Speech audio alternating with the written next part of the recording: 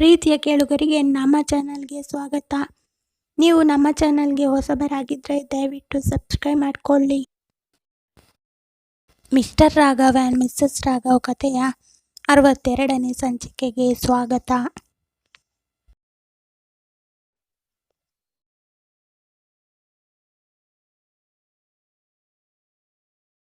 ನೀವು ಹಿಂದಿನ ಸಂಚಿಕೆಯನ್ನು ನೋಡಿಲ್ಲ ಅಂದರೆ ದಯವಿಟ್ಟು ನೋಡ್ಕೊಂಡು ಬನ್ನಿ, ಇಲ್ಲ ಅಂದರೆ ಕತೆ ಅರ್ಥ ಆಗಲ್ಲ. ಮೈಥಿಲಿ ಪ್ರಿಯಾಗೆ ಕಾಲ್ ಮಾಡ್ತಾಳೆ. ಪ್ರಿಯಾ ಕಾಲ್ ರಿಸೀವ್ ಮಾಡಲ್ಲ. ಹೊರಗೆ ಬಂದು ಶಂಕರಪ್ಪ ಅವರ ಮೊಬೈಲ್ನಿಂದ ಕಾಲ್ ಮಾಡೋಕೆ ಹೇಳ್ತಾಳೆ. 2 ಸಲ ಕಾಲ್ ಮಾಡಿದ ಮೇಲೆ ರಿಸೀವ್ ಮಾಡ್ತಾಳೆ. ಏನಪ್ಪ, ಒಂದು ಸಲ ಕಾಲ್ ತೆಗೀಲಿಲ್ಲ ಅಂದರೆ ಬ್ಯುಸಿ ಇರ್ತೀನಿ ಅಂತ ಗೊತ್ತಾಗಲ್ವಾ ಹೇಳ್ತಾಳೆ ಪ್ರಿಯಾ. ನಿನ್ನ ಜೊತೆ ಮುಖ್ಯವಾದ ವಿಷಯ ಹೇಳೋಕೆ ಇತ್ತು, ಅದಕ್ಕೆ ಕಾಲ್ ಮಾಡಿದ್ದು. ಬೇಗ ಹೇಳು, ನನಗೆ ಟೈಮ್ ಇಲ್ಲ ಮಾತಾಡೋಕೆ. ಅಮ್ಮನಿಗೆ ಹುಷಾರಿಲ್ಲ ಅಲ್ವಾ, ಅದು ಗೊತ್ತು. ಹಣ ಕೇಳೋಕೆ ಕಾಲ್ ಮಾಡಿದರೆ ಈಗಲೇ ಕಟ್ ಮಾಡು, ಯಾಕಂದರೆ ನನ್ನ ಹತ್ರ ಅಷ್ಟೊಂದು ದುಡ್ಡು ಇಲ್ಲ. ನಾಳೆ ನಾವು ಫಾರಿನ್ ಹೋಗ್ತಾ ಇದ್ದೀವಿ. ಅಮ್ಮನ ಹತ್ರ ಹೇಳಿದ್ದೆ ಹೇಳ್ತಾಳೆ. ನಾಳೆನೇ ಹೋಗಬೇಕಾ, ಮುಂದೆ ಹಾಕಬಾರ್ದ ಹೇಳ್ತಾನೆ ಶಂಕರಪ್ಪ. ಏನಪ್ಪ ಅದು, ನಿಮ್ಮ ಹಳ್ಳಿಗೆ ಕೆಂಪು ಬಸ್ಸಲ್ಲಿ ಹೋಗೋದು ಅಂದ್ಕೊಂಡಿಯಾ, ವಿಮಾನದಲ್ಲಿ ಹೋಗೋದು? ಟಿಕೆಟ್ ಬುಕ್ ಮಾಡಿ ಆಗಿದೆ, ನಾಳೆ ಸಂಜೆ ಹೋಗ್ತಾ ಇದ್ದೀವಿ. ಅಮ್ಮನಿಗೂ ಹೇಳಿಬಿಡು, ನನಗೆ ಮಾತಾಡೋಕ್ಕೆ ಟೈಮ್ ಇಲ್ಲ, ಬಾಯ್ ಹೇಳ್ತಾಳೆ. ಆಗ ಮೈಥಿಲಿ ಫೋನ್ ತಗೊಂಡು, ಪ್ರಿಯಾ ಸ್ವಲ್ಪ ಹೇಳೋದು ಕೇಳು. ಅಮ್ಮನಿಗೆ ನಾಳೆ ಆಪರೇಷನ್ ಇದೆ. ನೀನು ಇಲ್ಲಿ ಇಲ್ಲ ಅಂದರೆ ಅಮ್ಮ ಬೇಜಾರು ಮಾಡ್ಕೋತಾರೆ. ಆಪ್ರೇಷನ್ ಯಾಕೆ, ಚಿಕ್ಕ ಆಪ್ರೇಷನ್, ಭಯ ಪಡಬೇಡ. ನಿನ್ನ ನೋಡಬೇಕು ಹೇಳ್ತಿದ್ರು. ಬೇಗ ಬಾ, ನಾನು ಬಂದು ಏನು ಮಾಡೋಕೆ ಇದೆ? ಅದು ಅಲ್ಲದೆ ನನಗೆ ನಾಳೆ ಸ್ವಿಟ್ಜರ್ಲ್ಯಾಂಡ್ ಹೋಗೋಕೆ ಇದೆ. ನೀವೆಲ್ಲ ಇದ್ದೀರಿ ಅಲ್ವಾ, ಅಮ್ಮನ ಚೆನ್ನಾಗಿ ನೋಡ್ಕೊಳ್ಳಿ. ನಾನು ಅಲ್ಲಿ ಬಂದು ಏನು ಮಾಡೋಕೆ ಇಲ್ಲ. ಅಮ್ಮನಿಗೆ ಕಾಲ್ ಕೊಡು ಹೇಳ್ತಾಳೆ ಪ್ರಿಯಾ. ಹಾಗೆ ಹೇಳಬೇಡ ಪ್ರಿಯಾ, ನೀನಂದರೆ ಅಮ್ಮನಿಗೆ ಎಷ್ಟು ಇಷ್ಟ ಗೊತ್ತಲ್ವಾ ನಿನಗೆ. ನಿನ್ನ ತುಂಬ ಮಿಸ್ ಮಾಡ್ಕೊಳ್ತಾ ಇದ್ದಾರೆ. ಇವತ್ತು ಆದರೂ ಬಂದು ಹೋಗು ಹೇಳ್ತಾಳೆ ಮೈಥಿಲಿ. ಏನು ತಮಾಷೆ ಮಾಡ್ತಾ ಇದ್ದೀಯಾ? ನನಗೆ ಪ್ಯಾಕಿಂಗ್ ಮಾಡೋಕೆ ಇದೆ. ಈಗ ನೈಟ್ ಆಗಿದೆ. ಈಗ ನಾನು ಹೊರಟ್ರೆ ಮನೆಯಲ್ಲಿ ಏನು ಹೇಳಲಿ? ನನ್ನ ಹಬ್ಬಿಗೆ ಗೊತ್ತಾದರೆ ನನ್ನ ಫಾರಿನ್ ಕರ್ಕೊಂಡು ಹೋಗಲ್ಲ. ನನ್ನ ಡ್ರೀಮ್ ಎಲ್ಲ ಹಾಳಾಗುತ್ತೆ ಹೇಳ್ತಾಳೆ ಪ್ರಿಯಾ. ನಿಂಗೆ ಅರ್ಥನೇ ಆಗಲ್ವಾ ಪ್ರಿಯಾ? ಅಮ್ಮನಿಗಿಂತ ನಿಂಗೆ ಟ್ರಿಪ್ ಮುಖ್ಯನಾ? ನೋಡು, ನನಗೆ ಬುದ್ಧಿ ಹೇಳಬೇಡ. ನಿಂದು ಎಷ್ಟಿದೆಯೋ ಅಷ್ಟು ನೋಡ್ಕೊ.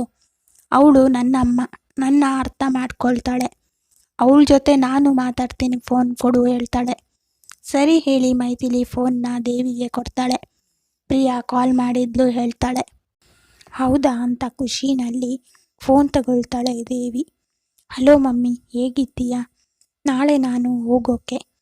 ಈ ಬಿಸ್ನೆಸ್ ಕೈಗೆ ಹಿಡಿದ್ರೆ ನಮ್ಮ ಲಕ್ ಚೇಂಜ್ ಆಗುತ್ತೆ. ಹಾಗಾಗಿ ಇದನ್ನು ಬಿಟ್ಟು ಎಲ್ಲೂ ಬರೋಕ್ಕೆ ಆಗಲ್ಲ. ನಿನ್ನ ನೋಡೋಕೆ ಬರೋಕ್ಕೆ ಆಗ್ತಿಲ್ಲ, ಸಾರಿ ಮಮ್ಮಿ. ಆಗ ದೇವಿ ಹೇಳ್ತಾಳೆ, ಒಂದು ಸಲ ನೋಡಬೇಕು ಅನಿಸ್ತು ಮಗ. ನೀನು ವಾಪಸ್ ಬರುವಾಗ ಇರ್ತೀನೋ ಇಲ್ವೋ ಗೊತ್ತಿಲ್ಲ ಹೇಳ್ತಾಳೆ.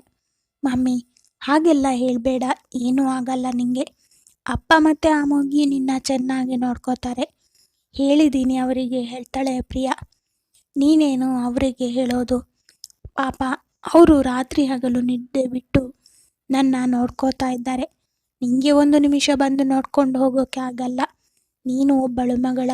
ನಿನ್ನ ಅಪ್ಪ ಯಾವಾಗಲೂ ಹೇಳ್ತಿದ್ರು, ಒಂದು ದಿನ ನಿಂಗೆ ಬುದ್ಧಿ ಕಲಿಸ್ತಾಳೆ ಅಂತ. ನಾನು ಹೇಳ್ತಿದ್ದೆ ನನ್ನ ಮಗಳು ಬಂಗಾರ ಅಂತ. ನೀನು ನೋಡಿದರೆ ಅವರ ಮಾತು ನಿಜ ಮಾಡಿದೆ. ನಾನೇನು ಮಾಡಿದೆ ಮಮ್ಮಿ ಅಂತ ಕೇಳ್ತಾಳೆ ಪ್ರಿಯಾ. ಏನು ಮಾಡಿಲ್ಲ ಕಣೆ, ನಾನೇ ಮಾಡಿದ್ದು. ನಿನ್ನ ತಲೆ ಮೇಲೆ ಹೊತ್ತು ಪ್ರೀತಿ ಮಾಡಿದೆ ನೋಡು, ಅದೇ ನಾನು ಮಾಡಿದ ತಪ್ಪು. ನಾನು ಸತ್ರು ನೀನು ನೋಡೋಕೆ ಬರಬೇಡ ಅಂತ ಅಳ್ತಾ ಹೇಳಿ ಕಾಲ್ ಕಟ್ ಮಾಡ್ತಾಳೆ ದೇವಿ.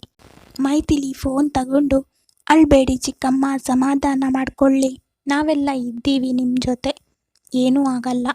ಶಂಕರಪ್ಪನೂ ಸಮಾಧಾನ ಮಾಡ್ತಾನೆ. ಆಗ ನರ್ಸ್ ಬಂದು ಡ್ರಿಪ್ ಚೆಕ್ ಮಾಡಿ ಇಂಜೆಕ್ಷನ್ ಕೊಡ್ತಾರೆ. BP ಚೆಕ್ ಮಾಡುವಾಗ ನರ್ಸ್ ಹೇಳ್ತಾಳೆ, BP ಹೈ ಇದೆ, ಟೆನ್ಷನ್ ಮಾಡ್ಕೋಬೇಡಿ, ನಾಳೆ ಆಪ್ರೇಷನ್ ಇದೆ, BP ನಾರ್ಮಲ್ ಇರಬೇಕು. ನರ್ಸ್ ಮೈಥಿಲಿ ಮತ್ತು ಶಂಕರಪ್ಪ ಅವರ ಕಡೆನೂ ನೋಡಿ, ಪೇಷಂಟ್ ಟೆನ್ಷನ್ ಮಾಡ್ಕೊಳ್ಳೋದ ಹಾಗೆ ನೋಡ್ಕೊಳ್ಳಿ ಹೇಳಿ ಹೋಗ್ತಾಳೆ. ಶಂಕರಪ್ಪ ದೇವಿ ಮುಖ ನೋಡಿ ಹೇಳ್ತಾನೆ, ನೋಡು, ನಾನು ನಿನಗೋಸ್ಕರ ಇಷ್ಟೆಲ್ಲ ಕಷ್ಟಪಡ್ತಾ ಇದ್ದೀನಿ. ನಮಗೋಸ್ಕರ ನೀನು ನಿನ್ನ ಜೀವನ ಉಳಿಸ್ಕೋಬೇಕು. ಮೈತು ನಿನ್ನ ಮೇಲೆ ಜೀವನ ಇಟ್ಟಿದ್ದಾಳೆ. ನಿನ್ನ ಮುದ್ದಿನ ಮಗಳು ಹೋಗ್ತಿದ್ದಾಳೆ ಅಲ್ವಾ ಬಿಸ್ನೆಸ್ ಮೀಟಿಂಗ್ ಅಂತ, ಅಲ್ಲಿಗೆ ಇವರಿಗೂ ಹೋಗೋಕೆ ಇತ್ತು. ಅದನ್ನು ಬಿಟ್ಟು ಇಲ್ಲಿ ಬಂದಿದ್ದಾರೆ ನೋಡು. ಇದು ಕಣೆ ನಿಜವಾದ ಪ್ರೀತಿ. ಬಾಯಲ್ಲಿ ಸಿಹಿಯಾದ ಮಾತು ಆಡಿ ತಮ್ಮ ಸ್ವಾರ್ಥಕ್ಕೆ ಬಳಸಿಕೊಳ್ತಾರೆ ಅಂಥವರಲ್ಲಿ ಪ್ರೀತಿನೂ ಇರಲ್ಲ, ಕರುಣೆನೂ ಇರಲ್ಲ. ಪ್ರಿಯಾ ಅದೇ ಸಾಲಿನವಳು, ಅವಳನ್ನು ಮರ್ತು ಬಿಡು ಹೇಳ್ತಾನೆ ಶಂಕರಪ್ಪ. ಆಗ ದೇವಿ ಮೈದು ಕೈ ಹಿಡಿದು, ನನಗೋಸ್ಕರ ನೀವು ನಿಮ್ಮ ಭವಿಷ್ಯ ಹಾಳು ಮಾಡ್ಕೊಳ್ತೀರಾ? ಬೇಡ ಕಣೆ, ಹೋಗಿ ನೀವು, ನಾನು ಹುಷಾರಾಗ್ತೀನಿ. ನನ್ನ ಚಿಂತೆ ಮಾಡಬೇಡಿ ಚಿಕ್ಕಮ್ಮ, ಅದೆಲ್ಲ ಏನೂ ಆಗಲ್ಲ. ನಮ್ಮ ಭವಿಷ್ಯ ಮುಂದೇನೂ ಕಟ್ಕೊಳ್ಬಹುದು, ಅಂಥ ಅವಕಾಶ ಮುಂದೇನೂ ಸಿಗುತ್ತೆ. ಮೊದಲು ನೀವು ಹುಷಾರಾಗೋದು ಮುಖ್ಯ. ಈಗ ರೆಸ್ಟ್ ಮಾಡಿ, ಮಾತಾಡಬೇಡಿ ಹೇಳಿ ಮಲಗಿಸ್ತಾಳೆ. ರಾತ್ರಿ ತುಂಬ ನಿಧಾನವಾಗಿ ಕಳೆಯುತ್ತಿತ್ತು. ಹಾಸ್ಪಿಟಲ್ನ ಕ್ಲಾಕ್ ಟಿಕ್ ಟಿಕ್ ಎಂದು ಕೇಳಿಸುತ್ತಿತ್ತು. ನರ್ಸ್ಗಳ ಕಾಲು ಸಪ್ಪಳದಿಂದ ಮಾತ್ರ ಮೌನ ಮುರಿಯುತ್ತಿತ್ತು. ಮೈಥಿಲಿ ದೇವಿಯ ಪಕ್ಕದಲ್ಲೇ ಕುಳಿತುಕೊಂಡು ಇದ್ದಳು. ಡ್ರಿಪ್ನ ಬಾಟಲ್ ಹನಿ ಹನಿಯಾಗಿ ಇಳಿಯುತ್ತಿತ್ತು. ಅವಳು ಕಣ್ಣು ಮುಚ್ಚಿ ಕುಳಿತರೂ ನಿದ್ರೆ ದೂರವಾಗಿತ್ತು. ಮನಸ್ಸಿನಲ್ಲಿ ಒಂದೇ ಯೋಚನೆ, ಚಿಕ್ಕಮ್ಮ ಚೆನ್ನಾಗಿರಬೇಕು. ಬೆಳಗಿನ 3 ಗಂಟೆ. ಕಿಟಕಿಯ ಹೊರಗೆ ಮಳೆ ನಿಂತು ಹೋಗಿತ್ತು. ಶಂಕರಪ್ಪ ಅವರು ಬೆಂಚ್ ಮೇಲೆ ತಲೆ ತಗ್ಗಿಸಿಕೊಂಡು ನಿದ್ದೆಗೆ ಜಾರಿದ್ದರು. ಅರುಂಧತಿ ಅವರು ಹಾಸ್ಪಿಟಲ್ ಬಾಗಿಲಿನ ಹತ್ತಿರ ಕುಳಿತು ಹೊರಗೆ ನೋಡುತ್ತಿದ್ದರು. ಆ ವೇಳೆಗೆ ಮೈಥಿಲಿ ನಿಧಾನವಾಗಿ ಹೊರಗೆ ಬಂದು ಅರುಂಧತಿ ಅವರ ಹತ್ತಿರ ಬಂದು ಕುಳಿತಳು. ಅತ್ತೆ, ನಾನು ಪ್ರಾರ್ಥನೆ ಮಾಡಬೇಕು ಅನ್ನಿಸ್ತಿದೆ ಈ ಕ್ಷಣ. ಅರುಂಧತಿ ಅವರು ಮೃದುವಾಗಿ ಹೇಳಿದರು. ಮಾಡು ಮೈಥಿಲಿ, ದೇವರು ನಿನ್ನ ಹೃದಯದ ಧ್ವನಿ ಕೇಳ್ತಾನೆ. ಮೈಥಿಲಿ ತಲೆ ಬಾಗಿಸಿ ಕೈ ಮುಗಿದು ಕಣ್ಣು ಮುಚ್ಚಿದಳು. ಅವಳ ತುಟಿಗಳಲ್ಲಿ ಮೃದುವಾದ ಪ್ರಾರ್ಥನೆ.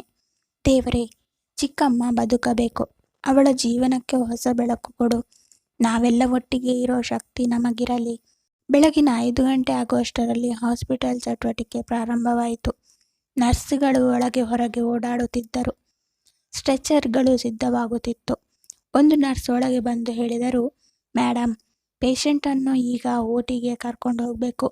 ಮೈಥಿಲಿ ತಕ್ಷಣ ಎದ್ದು ದೇವಿಯ ಪಕ್ಕಕ್ಕೆ ಬಂದು ಅವಳ ಕೈ ಹಿಡಿದು ಕಣ್ಣೀರು ತುಂಬಿಕೊಂಡು ಹೇಳಿದಳು, ಚಿಕ್ಕಮ್ಮ, ನಿನಗೆ ಏನೂ ಆಗಲ್ಲ.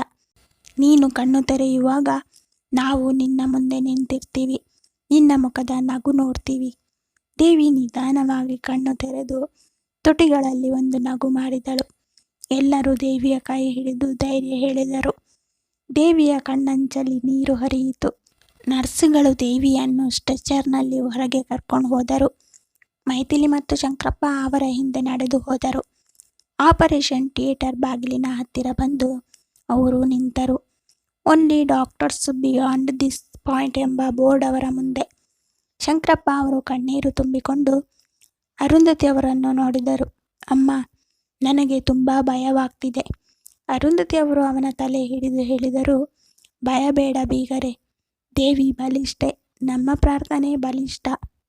ಡಾಕ್ಟರ್ ಒಳಗೆ ಹೋಗುವ ಮುನ್ನ ರಾಘವ್ ಮುಂದೆ ಬಂದು ಹೇಳಿದರು, ಆಪರೇಷನ್ಗೆ ಎಲ್ಲ ರೆಡಿಯಾಗಿದೆ. 1 ಗಂಟೆ ಅಥವಾ 2 ಗಂಟೆ ಆಗಬಹುದು. ಹೊರಗೆ ಕಾದಿರಿ. ರಾಘವ್ ಮತ್ತೆ ಮೈಥಿಲಿ ತಲೆ ಆಡಿಸಿ ಸರಿ ಡಾಕ್ಟರ್ ಅಂತ ಹೇಳ್ತಾರೆ. ಮೈಥಿಲಿ ಕಣ್ಣೀರು ಒರೆಸಿಕೊಂಡಳು. ಬಾಗಿಲು ಮುಚ್ಚಿತು. Operation in progress light on ಆಯಿತು. ಹಾಸ್ಪಿಟಲ್ನ ಕಾರಿಡಾರಿನಲ್ಲೆಲ್ಲ ಮೌನ. ಯಾರೂ ಮಾತಾಡುತ್ತಿರಲಿಲ್ಲ. ರಾಘವ್ ಕಿಟಕಿಯ ಹತ್ತಿರ ಹೋಗಿ ನಿಂತಿದ್ದ. ಶಂಕರಪ್ಪ ಆಪರೇಷನ್ ರೂಮ್ ಬಾಗಿಲನ್ನು ನೋಡುತ್ತಾ ಕುಳಿತಿದ್ದ. ಮೈಥಿಲಿ ಕೈ ಮುಗಿದು ಮೌನವಾಗಿ ನಿಂತಿದ್ದಳು.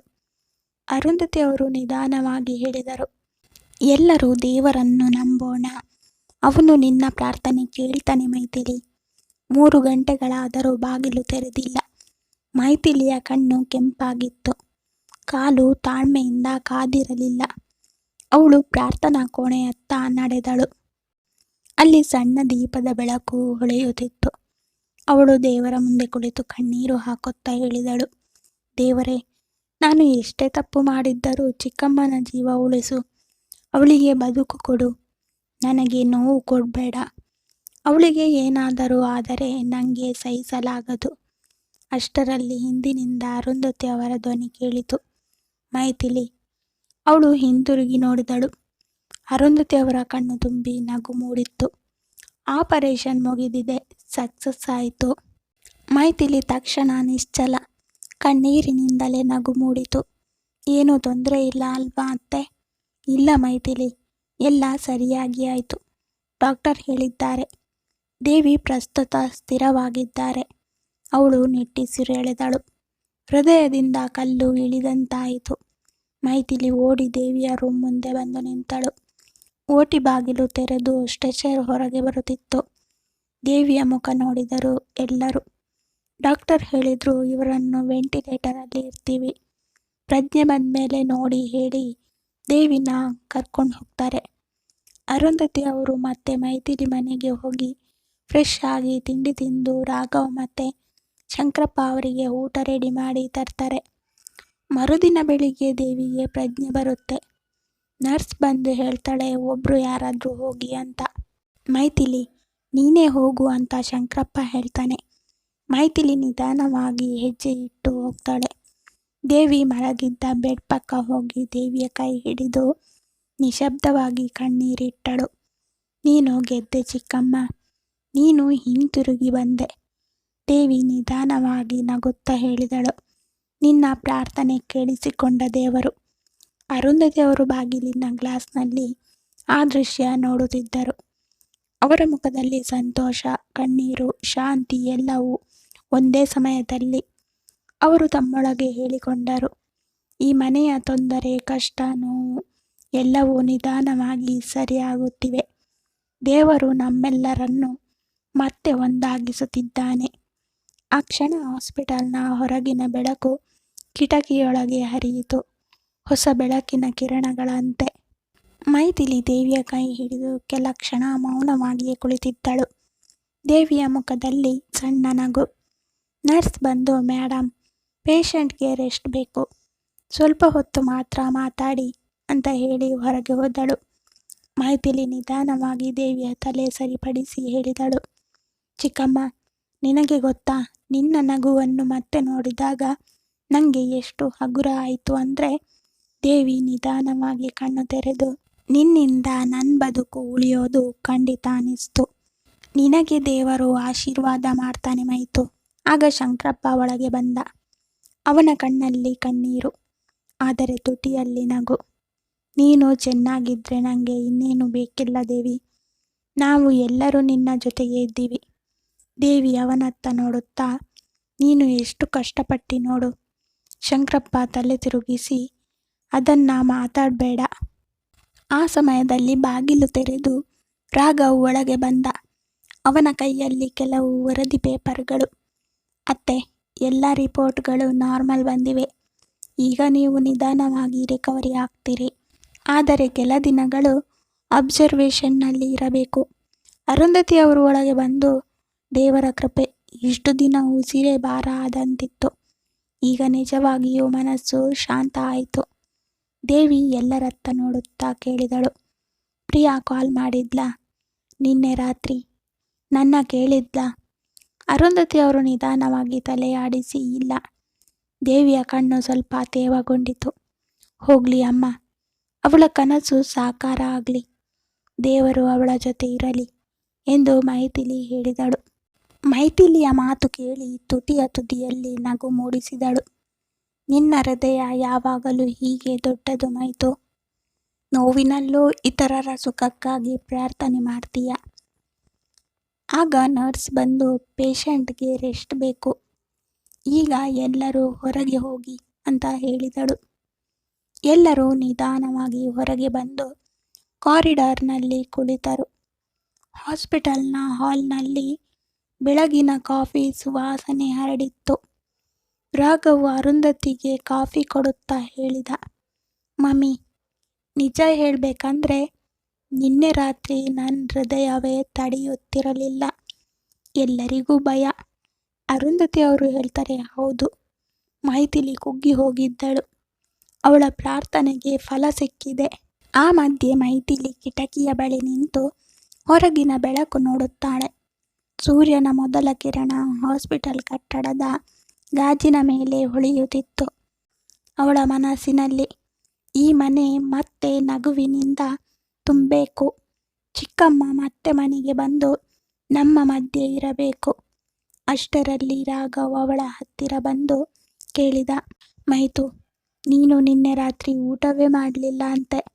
ಕಾಫಿ ಕುಡಿ, ಇಲ್ಲ ಅಂದರೆ ನೀನೇ ಡೌನ್ ಆಗ್ತೀಯ. ಮೈಥಿಲಿ ಸ್ವಲ್ಪ ನಗು ಮಾಡಿ ಕಪ್ ತಗೊಳ್ತಾಳೆ. ಥ್ಯಾಂಕ್ಸ್ ರಾಘವ್, ನೀನು ಇದ್ದೀಯಾ ಅಂದರೆ ನನಗೆ ಧೈರ್ಯ ಸಿಗುತ್ತೆ. ಈಗ ಒಂದು ಕಪ್ ಕಾಫಿ ತುಂಬ ಚೇತರಿಕೆ ಕೊಡ್ತಾ ಇದೆ. ಅಷ್ಟರಲ್ಲಿ ಶಂಕರಪ್ಪ ಹೊರಗೆ ಬಂದು ಹೇಳಿದರು, ಡಾಕ್ಟರ್ ಹೇಳಿದ್ರು 1 ವಾರ ಬಿಟ್ಟು ಡಿಸ್ಚಾರ್ಜ್ ಮಾಡ್ತಾರಂತೆ. ಹೀಗಾಗಿ ನಾವೆಲ್ಲ ಮನೆಯಲ್ಲಿ ತಯಾರಿ ಮಾಡ್ಕೊಳ್ಳೋಣ. ದೇವಿಯ ವಿಶ್ರಾಂತಿ ಮನೆಯಲ್ಲೇ ಆಗಬೇಕು. ಎಲ್ಲರ ಮುಖದಲ್ಲಿ ಹಸನಾದ ನಗು. ಹಾಸ್ಪಿಟಲ್ನ ಗೋಡೆಗಳ ಮಧ್ಯೆ ಹಲವು ದಿನಗಳ ನಂತರ ಒಂದು ಹಗುರವಾದ ಹವಾ ಹರಿಯುತ್ತಿತ್ತು. ಮೈಥಿಲಿ ಕಿಟಕಿಯಿಂದ ಆಕಾಶ ನೋಡುತ್ತಾ ಚುಕ್ಕಿ ಹಿಡಿದುಕೊಂಡಂತೆ ನಿಧಾನವಾಗಿ ಹೇಳಿದಳು, ದೇವರೇ, ಈಗ ನಮ್ಮ ಜೀವನಕ್ಕೆ ಹೊಸ ಆರಂಭ ಕೊಡು. ನೋವಿನ ಬಳಿಕ ಬೆಳಕು ಬರಲಿ. ಕತೆ ಮುಂದುವರಿಯುವುದು. ಈ ಕತೆ ಇಷ್ಟ ಆಗಿದ್ದರೆ ಲೈಕ್ ಮಾಡಿ, ಶೇರ್ ಮಾಡಿ. ಸಬ್ಸ್ಕ್ರೈಬ್ ಮಾಡಿದವರು ದಯವಿಟ್ಟು ಸಬ್ಸ್ಕ್ರೈಬ್ ಮಾಡಿಕೊಳ್ಳಿ. ಧನ್ಯವಾದ.